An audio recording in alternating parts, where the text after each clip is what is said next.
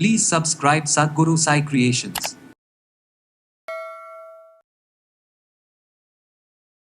Thyroid issues ஏற்படுறது, இல்லை கொஞ்சம் தூரம் நடந்தாலே டயர்ட் ஆகிறது, இர்ரெகுலராக பீரியட்ஸ், இல்லை ஒயிட் டிஸ்சார்ஜ் இருக்கிறது, அதிகமான ஹேர் ஃபால், நேச்சுரலாக ரத்தத்தை அதிகரிக்க ஆர்பிசி செல்ஸ் இன்க்ரீஸ் ஆகிறதுக்கும் ஹீமோக்ளோபின் லெவல் இன்க்ரீஸ் ஆகிறதுக்கும் குழந்தைகள் சூப் அப்படின்னு சொல்லும்பொழுது நல்லாவே விரும்பி லைக் பண்ணி குடிப்பாங்க. ஸோ அப்போது இதை சூப் மாதிரி நம்ம ரெடி பண்ணி கொடுத்துட்டே வரும்பொழுது வெயிட்டும் ரொம்ப கம்மியாக இருக்குது, 35 kg 40 kg தான் இருக்கேன் அப்படின்னு சொல்வீங்க. அந்த மாதிரி உடல் எடை நமக்கு அதிகரிக்கிறதுக்கும் ஸோ நிறைய பேருக்கு கான்ஸ்டிபேஷன் இருந்தால் தான் என்ன ஃபுட்டு எடுக்கிறதுனே தெரியாமல் இருக்கும். ஸோ எந்த உணவு எடுத்தாலும் நமக்கு பசியின்மை இருக்கும், இன்டைஜஷன் ப்ராப்ளம் இருக்கும், ரொம்ப நாளாக இருக்கக்கூடிய நுரையீரல் பிரச்சனை தீர்றதுக்கும் ஹீமோக்ளோபின் லெவல் நமக்கு இன்க்ரீஸ் ஆகிறதுக்கும் மூட்டுக்களில் இருக்கக்கூடிய வலிகள் குறையிறதுக்கும்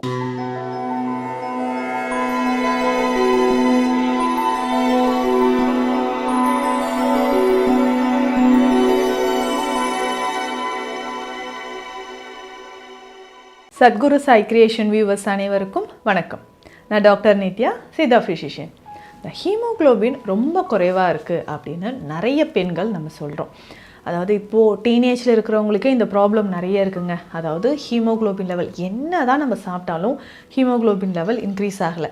இன்னும் ஒரு சிலருக்கு எப்போ பார்த்தாலும் ஒரு டயர்ட்னஸ் இருக்கிறது, தைராய்டு இஷ்யூஸ் ஏற்படுறது, இல்லை கொஞ்சம் தூரம் நடந்தாலே டயர்ட் ஆகிறது, இர்ரெகுலராக பீரியட்ஸ், இல்லை ஒயிட் டிஸ்சார்ஜ் இருக்கிறது, அதிகமான ஹேர் ஃபால், இந்த மாதிரி நிறைய பிரச்சனைகள் இருக்குது. இதை சரி செய்கிறதுக்கு நம்ம என்ன பண்ணலாம்? அப்போது பிளட் டெஸ்ட் எடுத்து பார்க்கணும். ஸோ அயன் டிஃபிஷியன்சி இருக்கா, ஹீமோக்ளோபின் லெவல் எவ்வளோ இருக்குது அப்படின்னு பார்க்கணுங்க. இன்றைக்கி பெரும்பாலும் உடல்நலம் சார்ந்த நிறைய பிரச்சனைகளுக்கு இந்த ஹீமோக்ளோபின் குறைவாக இருக்கிறது தான் காரணம். நேச்சுரலாக ரத்தத்தை அதிகரிக்க ஆர்பிசி செல்ஸ் இன்க்ரீஸ் ஆகிறதுக்கும் ஹீமோக்ளோபின் லெவல் இன்க்ரீஸ் ஆகிறதுக்கும் நேச்சுரலாக என்னென்ன வழிமுறை இருக்குது அப்படின்னு நம்ம பார்க்கலாம். ஸோ முதல்ல நம்ம ஸ்பெஷலாக பார்க்கக்கூடியது, நம்ம இதுக்கு ஒரு ஜூஸ் குடிங்க, அது குடிங்க அப்படின்னு சொன்னால் நம்ம எங்கெங்க ஒரு 2 நாள் குடிக்கிறோம், அதுக்கப்புறம் விட்டுடுறோம் அப்படின்றோம். ஸோ உணவோடு சேர்த்து இதை நீங்கள் ஃபாலோ பண்ணிட்டு வந்தீங்கன்னா ஹீமோக்ளோபின் லெவல் நல்லாவே இன்க்ரீஸ் ஆகும். ஸோ சிம்பிளாக இதுக்கு என்ன தேவை அப்படின்னா முருங்கை இலை. ஸோ முருங்கைக்கீரையில் அதிகமான இரும்பு சத்து, கால்சியம், இது எல்லாமே இருக்குங்க. இது மட்டும் இல்லாமல் மூட்டுக்களுக்கு தேவையான வலிமை தரக்கூடிய விஷயங்களும் நிறைய இருக்குது. ஸோ முருங்கைக்கீரை நம்ம எடுத்துக்கிறோம். அதே மாதிரி கருவேப்பிலை. ஸோ கருவேப்பிலை அப்படின்னு சொல்லும்பொழுது நிறைய மருத்துவ குணங்கள் இருக்குது. ஹேர் ஃபாலாக இருந்தாலும் சரி, அல்சர் பிரச்சனையாக இருந்தாலும், மூட்டு வலியாக இருந்தாலும் ஹீமோக்ளோபின் லெவல் அதிகரிக்கவும் கருவேப்பிலை மிக சிறந்த ஒரு மூலிகை. இதையும் நீங்கள் எடுத்துக்கலாம். இது ரெண்டுமே நல்லா நிழலில் உலர்த்தி பவுடர் பண்ணிக்கணும். ஸோ இந்த 2 பொடியும் அரைச்சி வச்சுக்கோங்க. இது நம்ம சமைக்கக்கூடிய எல்லா விஷயங்களையுமே நம்ம சேர்த்து, அதாவது நீங்கள் ஒரு வெஜிடபிள் செய்கிறீங்க, இல்லை சாம்பார் செய்கிறீங்கன்னா ஒரு ஸ்பூன் இதை ஆட் பண்ணிக்கலாம். டேஸ்ட்டும் நல்லாவே இருக்குங்க. அதே மாதிரி இட்லி தோசை பொடி நம்ம செய்கிறோன்னு வச்சுக்கோங்களேன். அந்த டைமில் இந்த இட்லி தோசை பொடியோட இந்த பவுடரும் மிக்ஸ் பண்ணி நம்ம சாப்பிட்டுக்கிட்டே வரலாம். அப்போது இந்த முருங்கை இலையும் கருவேப்பிலை இலையும் சேர்ந்து நம்ம ஹீமோக்ளோபின் லெவலை இன்க்ரீஸ் பண்ணும். இப்போது ஜென்ரலாகவே நம்ம பார்த்தோம்னா இதை சூப் மாதிரியும் ரெடி பண்ணிக்கலாம். நல்லா வெஜிடபிள்ஸ்லாம் ஆட் பண்ணி இது ஒரு ஸ்பூன், இந்த பவுடர் ஒரு ஸ்பூன் போட்டு இதை சூப் மாதிரி நம்ம குடிச்சிட்டு வரலாம். ஏன்னா குழந்தைகள் சூப் அப்படின்னு சொல்லும்பொழுது நல்லாவே விரும்பி லைக் பண்ணி குடிப்பாங்க. ஸோ அப்போது இதை சூப் மாதிரி நம்ம ரெடி பண்ணி கொடுத்துட்டே வரும்பொழுது ஹீமோக்ளோபின் லெவல் நமக்கு இன்க்ரீஸ் ஆகுது. இதை தாண்டி இன்னும் நிறைய விஷயங்கள் இருக்குங்க. ஹீமோக்ளோபின் லெவல் இன்க்ரீஸ் ஆகிறதுக்கு உலர்ந்த திராட்சை இருக்குது இல்லைங்களா, இதை நம்ம பயன்படுத்தலாம். ஸோ ஒரு 2 நம்ம அத்திப்பழம் எடுத்துக்கோங்க, உலர்ந்த அத்திப்பழம்.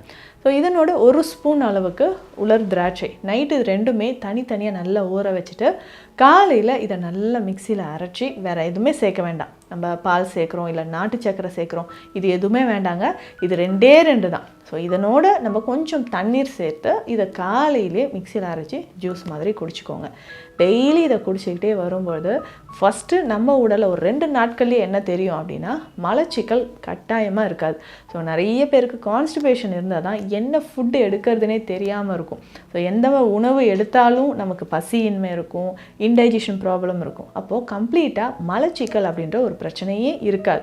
அதுக்கப்புறம் கொஞ்சம் கொஞ்சமாக நமக்கு ஹீமோக்ளோபின் லெவல் இன்க்ரீஸ் ஆக ஆரம்பிச்சிடும். அதே மாதிரி வாரத்துக்கு 2-3 நாள் நம்ம பீட்ரூட், கேரட் இது ரெண்டுமே சேர்த்து ஜூஸாக குடிச்சிக்கலாம். ஃபஸ்ட்டு டே வந்து பார்த்திங்கன்னா பீட்ரூட்டோட கேரட் சேர்த்து குடிக்கலாம். அதுக்கப்புறம் கேரட் இல்லைன்னா நெல்லிக்காய் இது 2ம் சேர்த்து கூட நம்ம குடிச்சிட்டு வரலாம். இந்த மாதிரி நீங்கள் ஜூஸ் ஏதாவது ஒரு ஜூஸ் காலையில் எம்டி ஸ்டொமக்கில் நீங்கள் குடிச்சிக்கிட்டே வாங்களேன், கட்டாயமாக ஹீமோக்ளோபின் லெவல் இன்க்ரீஸ் ஆகும். இதில் ரத்தம் குறைவாக இருக்கிற நிறைய பேர் அண்டர் வெயிட்லேயும் இருப்பீங்க. ஸோ வெயிட்டும் ரொம்ப கம்மியாக இருக்குது, 35 kg 40 kg தான் இருக்கேன் அப்படின்னு சொல்வீங்க. அந்த மாதிரி உடல் எடை நமக்கு அதிகரிக்கிறதுக்கும் இந்த ஜூஸே நம்ம குடிச்சிக்கலாம். முக்கியமாக ராகி, கேழ்வரகு உங்களோட பிளட் லெவலை இன்க்ரீஸ் பண்ணுறதுக்கு கேழ்வரகு ரொம்ப முக்கியங்க. இதை எப்படி பயன்படுத்தலாம்னா, டெய்லியுமே நம்ம ராகி மால்ட் மாதிரி எடுத்துக்கலாம். ஸோ பாலில் கொஞ்சம் ஏலக்காய் பொடி, சுக்கு பொடி சேர்த்து இதை குடிச்சிக்கிட்டே வரும்போது நம்ம ரத்தத்தில் இருக்கக்கூடிய ஹீமோக்ளோபின் லெவல் நல்லாவே இன்க்ரீஸ் ஆகும். ஸோ இதை தாண்டி இன்னும் நிறைய மருந்துகளும் சித்த மருத்துவத்தில் இருக்குது. ஸோ நெல்லிக்காய் லேகியம் அப்படின்னு சொல்கிற மெடிசன் இருக்குது. கிட்ஸுக்கெல்லாம் இது டெய்லி கொடுக்கலாம். நல்ல லேகியம்னால இனிப்பாக இருக்கக்கூடியதான். ஸோ இந்த நெல்லிக்காய் லேகியம் அப்படின்னு சொல்கிறது நம்ம ரத்தத்தில் ஹீமோக்ளோபின் லெவலை நல்லாவே இன்க்ரீஸ் பண்ணி கொடுக்கும். ஸோ ரெகுலராக இந்த நெல்லிக்காய் லேகியம் ஒரு ஸ்பூன் டெய்லி நீங்கள் கிட்ஸுக்கு கொடுத்துட்டு வரலாம். அதே மாதிரி நெய் சார்ந்த விஷயங்களும் நீங்கள் கொடுத்துட்டு வரணும். ஸோ நெய் சார்ந்த விஷயங்கள் நீங்கள் எடுக்க ஸோ உணவில் வந்து நெய் சேர்த்து எடுக்கலாம். சித்த மருத்துவத்தில் மூலிகைகளை நெய்யில் சேர்த்து நம்ம செய்யக்கூடிய மருந்துகளும் இருக்குது. இதுலேயுமே வந்து பார்த்திங்கன்னா கரிசாலை நெய் இருக்குங்க, ரொம்ப எக்ஸலண்ட்டாக நமக்கு ஹீமோக்ளோபின் லெவல் இன்க்ரீஸ் பண்ணும். ஸோ கரிசாலை நெய் அப்படின்னு சொல்கிறது இந்த வெள்ளை கரிசலாங்கண்ணி இருக்குது இல்லைங்களா, ஸோ இதை சாராக எடுத்து இதனோட அதிமதுரம், மிளகு, வால்மிளகு இது எல்லாமே சேர்த்து நெய் விட்டு காய்ச்சி எடுக்கக்கூடியது. ஸோ அவ்வளோ ஹெல்த் பெனிஃபிட்ஸ் இருக்குது. ரொம்ப நாளாக இருக்கக்கூடிய நுரையீரல் பிரச்சனை தீர்றதுக்கும், ஹீமோக்ளோபின் லெவல் நமக்கு இன்க்ரீஸ் ஆகிறதுக்கும், மூட்டுக்களில் இருக்கக்கூடிய வலிகள் குறையிறதுக்கும் இந்த கரிசாலை நெய் நமக்கு பயன்படுது. ஸோ ரெகுலராக டெய்லி ஏதாவது ஒரு டைமில் ஒரு ஸ்பூன் அளவுக்கு கரிசாலை நெய் நீங்கள் பயன்படுத்திகிட்டே வரலாம். ஹீமோக்ளோபின் லெவல் நமக்கு நல்லாவே இன்க்ரீஸ் ஆகும். ஸோ ஃபர்ஸ்ட் மந்த் எவ்வளோ ஹீமோக்ளோபின் இருக்குன்றதை செக் பண்ணிக்கோங்க. அதுக்கப்புறம் ஒரு 30 டேஸ்க்கு அப்புறம் இது எல்லாமே ஃபாலோ பண்ணிவிட்டு திரும்பவும் செக் பண்ணி பாருங்கள், உங்களுக்கு நல்ல ரிசல்ட் இருக்கும். ஸோ இன்க்ரீஸ் டக்குன்னு நமக்கு ஹீமோக்ளோபின் ஒரு 20 டேஸ்லேயே ரிசல்ட் கிடைக்கணும் அப்படின்னா இந்த நெல்லிக்காய் லேகியம் எடுத்துக்கோங்க. அதே மாதிரி கரிசாலை நெய்யும் உங்களுக்கு ஹீமோக்ளோபின் லெவல் இன்க்ரீஸ் ஆகிறதுக்கு ரொம்ப ரொம்ப யூஸ்ஃபுல்லாக இருக்கும்.